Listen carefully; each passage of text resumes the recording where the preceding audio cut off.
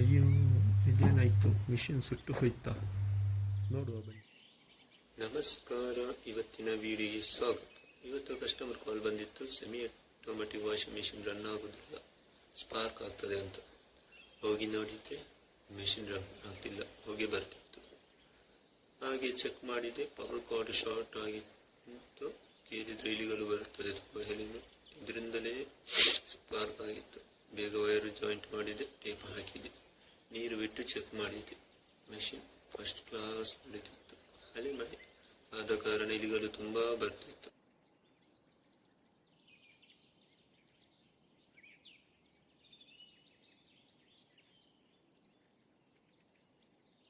ಒಂದು ಬೆಕ್ಕು ಸಾಕಿದ್ರು.